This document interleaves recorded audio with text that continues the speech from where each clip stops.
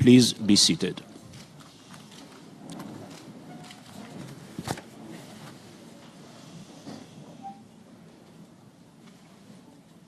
Mr. President, Madam First Lady, I hope that you enjoyed your time. I appreciate the opportunity to learn about your thoughts and vision.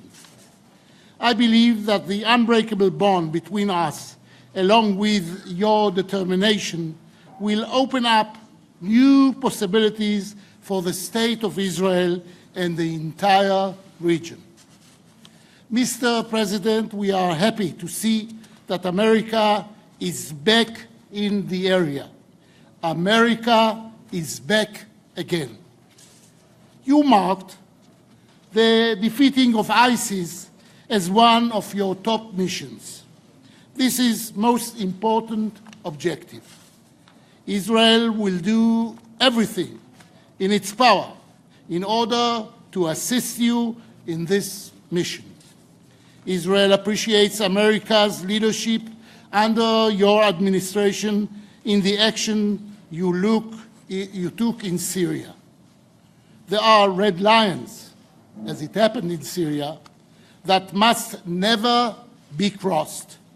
There is a price that must be paid by those who violate the most basic values that makes us human. Further action must be considered in face of the horrors that is still taking place on the other side of our borders. Mr. President, the Jewish people returned to the historic homeland after 2,000 years of exile. We created a miracle, a technological miracle, an economical miracle, a human miracle. And even during our most difficult times, we never gave up on our dream of living here in peace with our neighbors. We reached a peace agreement with our neighbors in Jordan and with our neighbors in Egypt. But we have not yet achieved our mission of living in peace with our neighbors, the Palestinians, and with the rest of the Arab world. Our destiny, Palestinians and Jews, is to live together in this land, Mr. President. We must build trust and cooperation between us. But in order to achieve this, we need new ideas, new energy that will help us move forward together. We can have here an oasis, an international center of tourism, a startup land, Silicon Valley, from the Jordan to the Mediterranean.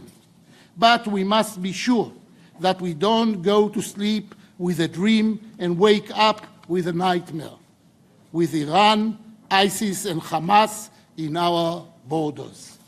In order to dream, we need to be sure that Iran is out of our borders, out of Syria, out of Lebanon. I welcome you, and I welcome your willingness to help us move forward. We want to move forward.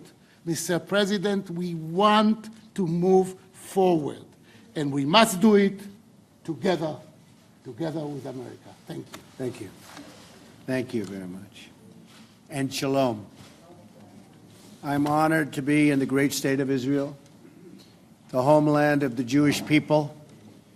I'm awed by the beauty and majesty of this sacred and very holy land. President Rivlin, Mrs. Rivlin, thank you so much. Thank you.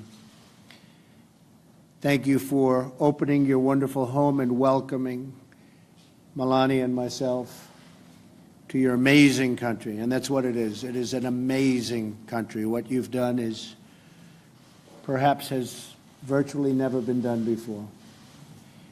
On my first trip overseas, I've come to this ancient land to reaffirm the enduring friendship between the United States and the State of Israel.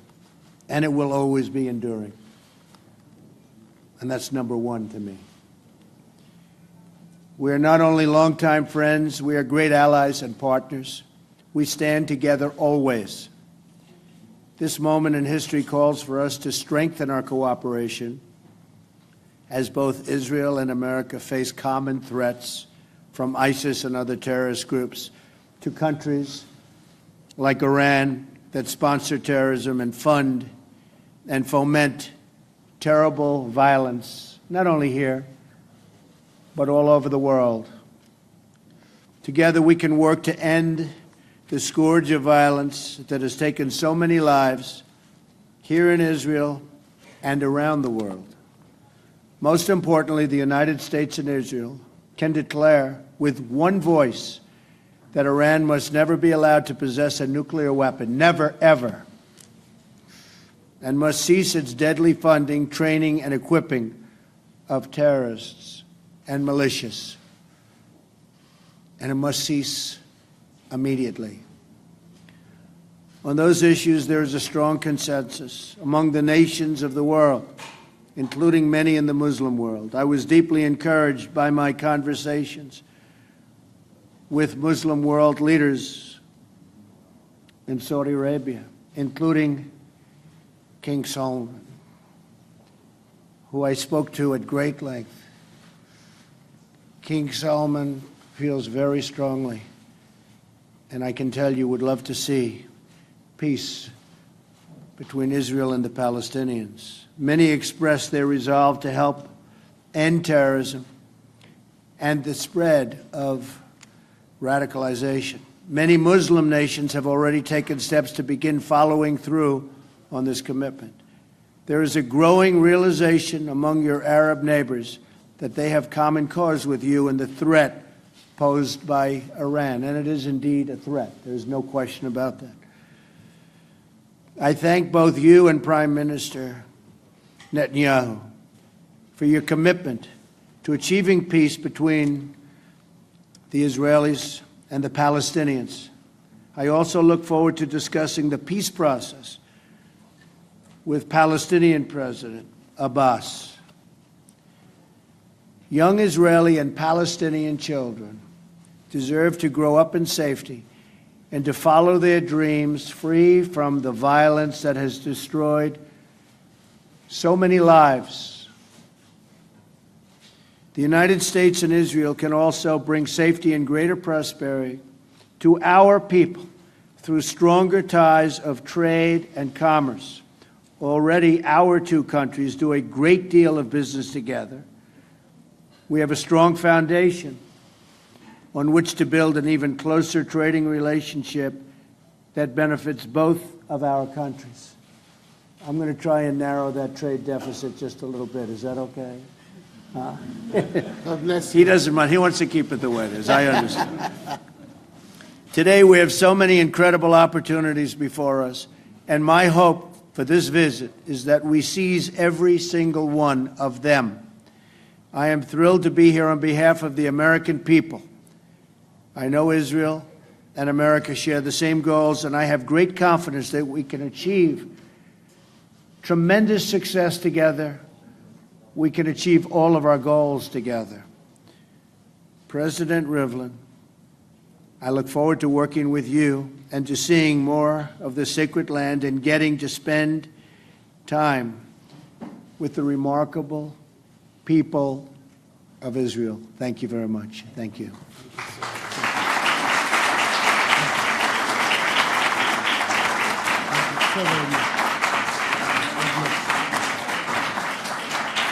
Thank you. Please stand.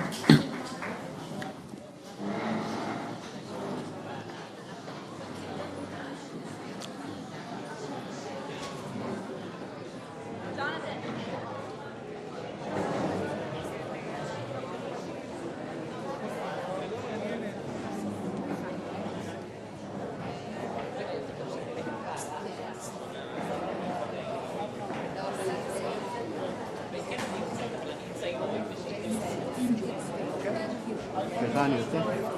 Influence.